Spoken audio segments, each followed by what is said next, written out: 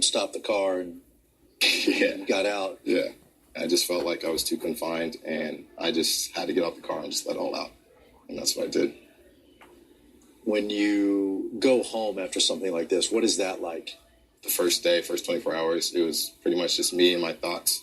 And it was just tough, being home by yourself and just being in that state of hurt is really difficult. And I just needed to get picked up again and hang out with people who, love me and care about me.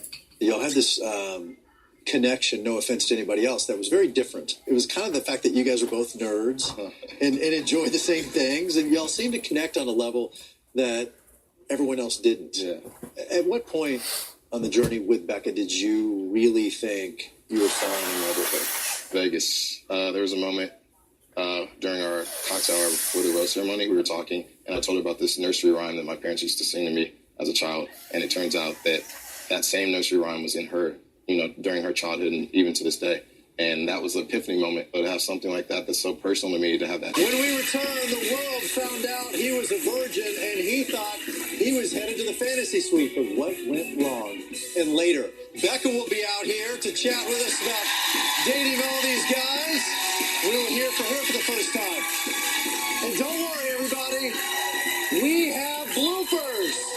All that and more coming up when the Mental All continues. Coming up next. Being an athlete is something that I was ashamed of, so I made up a lot of lies. Colton opens up about being a virgin. I feel like people think I'm less of a man because of that. That's the hardest thing for me to hear. And later, it was something that I didn't think would happen. Becca takes the hot seat. Does anyone have anything bad to say about Becca? May I come up there? There is one more person who I want to give the final word to tonight. Chris. When the Men Tell All continues.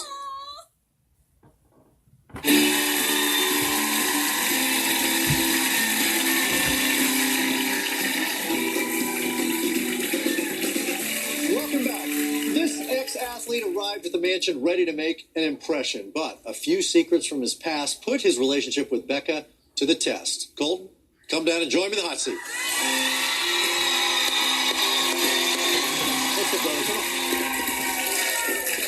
You were a complicated figure this season. I want to take a look back before we start talking about everything. 1, 2, 3. Oh my God. When I first met Colton, it was just an instant connection and attraction. He's the type of man I want to end up with. Prior to coming onto this, in January, I had a relationship with Tia. But the timing wasn't right. I'm really struggling here. Of course, I'm going to hope that he's here for me and that he didn't come into this hoping it was Tia. I cannot move forward with him until I do sit down and have a chat. Are you ready for this for me? Yes. The emotions that I feel are so strong. It's there. Like, the potential is there. And I think it was very important to start this with honesty and openness, because I don't think you had that in your last relationship. Overcoming that obstacle at this stage so early on is so telling to future obstacles. It feels so good to finally be able to move forward with Colton. That's so attractive. I feel like we're kind of on the same page. I'm glad to hear that. Every time that we've been together so far, our relationship has grown. I want that to continue, and I want that to last forever. But, I still have to have a tough conversation with her. And I'm a little anxious, a little nervous to see how she reacts to it. I am a virgin. Really? Yeah. I'm not waiting for marriage. I'm waiting for the right heart. I would never judge you or think any less of you for that. You opening up about something so raw and vulnerable is hard, but that's all I want to see because I want to keep unraveling you.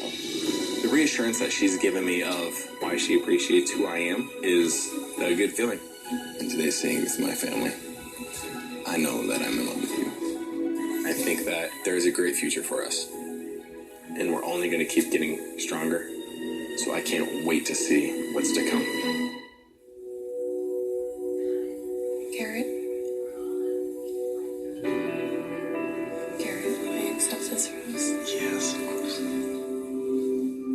after spending a day with kids and after spending a day with my family,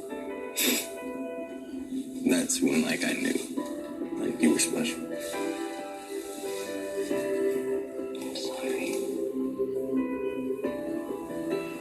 I don't even know what else to say. I feel so bad. I'm shocked. I'm just confused because I fell in love with Becca. And it's just hard when you don't get loved back.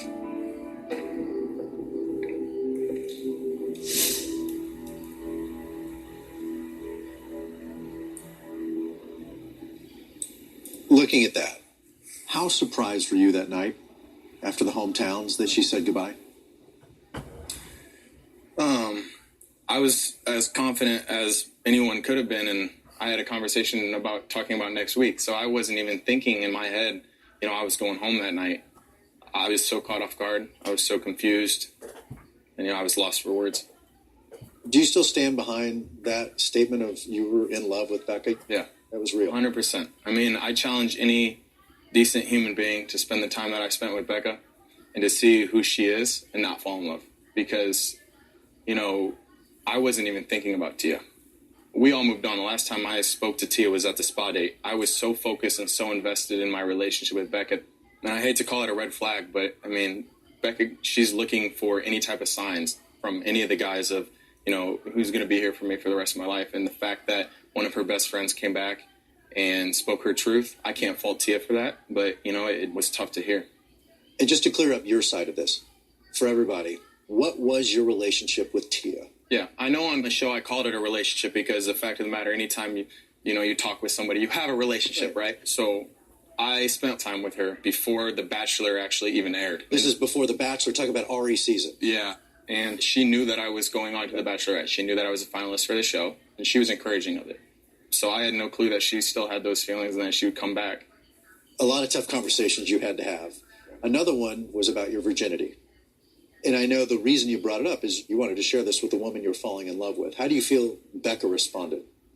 Publicly speaking, she caught some heat for getting up and leaving the table. But for me, she knew how hard of a conversation that was for me, that she wanted to really take the time to gather her thoughts and articulate something back to me that was just as meaningful. So I didn't view that as disrespect. And I know that Becca can speak to this when she comes out, but I know for a fact she did respect that very much. How difficult was that to essentially broadcast, so not just Becca, but to everybody? I think that's something that for me was the hardest thing I've ever had to do in my life. It's hard for me to even talk about right now.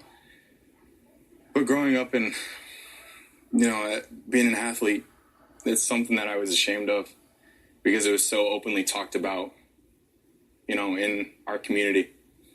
So I made up a lot of lies and I hid it and I was ashamed of it. So even being up here tonight and getting cheap shots thrown at me about being a because I haven't seen one, that hurts. Because when I hear that, I believe it. And I feel like people think I'm less of a man because of that. That's the hardest thing for me to hear. I'm sorry.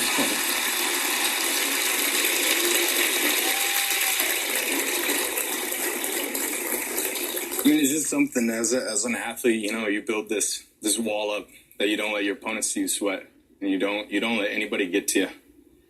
But the fact is, you hold a lot of things in for a long time in your life, and it gets to you. It's not that I hold it above anybody else or it makes me a better person. It's just part of who I am. And it's sort of sad that it's viewed as baggage or red flag or skeletons in a closet.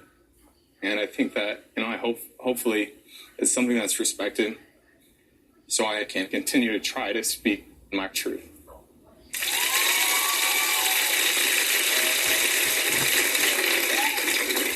Colton, I respect you for being true to yourself. I respect that a lot. And sometimes you get called out for it. So, I see you. You see it?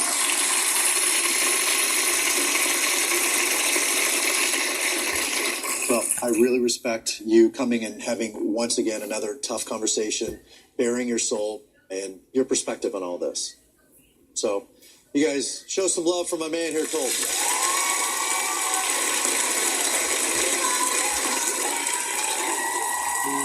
When we return, America fell in love with this Buffalo-born dude, and so did our Bachelorette, Becca. So where did it all go wrong? Jason's going to come join me in just a little bit. And later, Becca will be right here in the hot seat to face all of these men.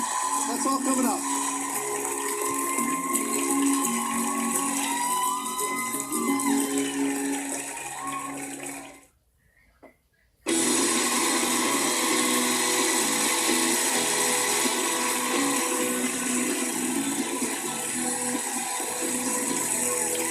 Welcome back. This man might have had a late start, but by the time he took Becca to his hometown, his feelings for her had more than caught up. So what went wrong? Jason, come join me in the hot seat.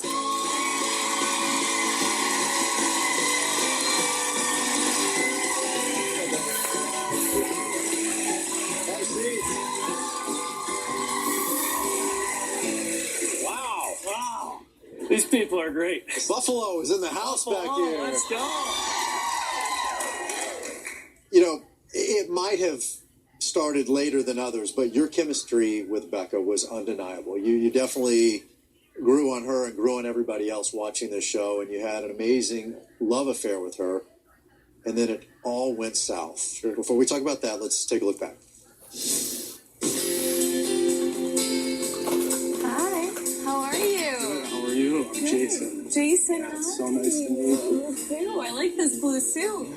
You look stunning. Thank you. Jason is so adorable. I'm doing really well. I think Jason values the time and realizes that there's not a ton of it, so he is trying to make the most of it.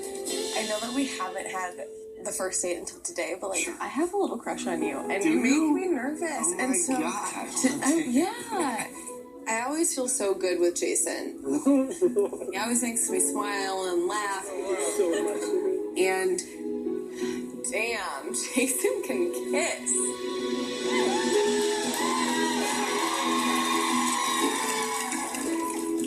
I feel really confident about where Becca and I are at and where we can go. You got cool hockey mom in your blood there, Hi, cool hockey mom. There's a strength within our relationship that I personally have never felt. Becca means so much to me. I am feeling so strongly about what we have. I don't say things unless I mean them, and I want to make sure when I do it, the time is right, and that I mean every word I say. I'm so insanely, wildly in love with you. I look forward to getting on one knee, looking back in the eye, telling her that I look forward to spending the rest of my life with you. Would you put this outside of your home? We could swing it. I think we could swing it. We were walking out of the temple, and I thought about the future. And just like all of a sudden, I feel like I couldn't see him in that future.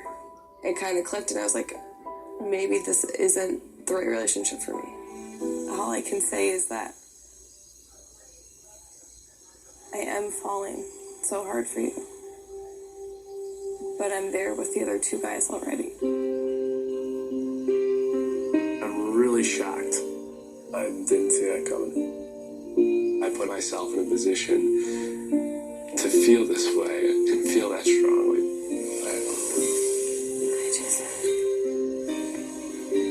I'm not the guy that lays his heart on the line the way I've done. It's tough to have it taken away. It's difficult to really comprehend.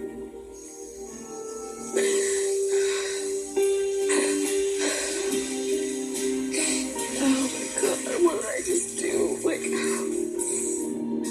I just don't have answers for the way in which it ended. what was I doing? Like, I literally just did what Ari did to me.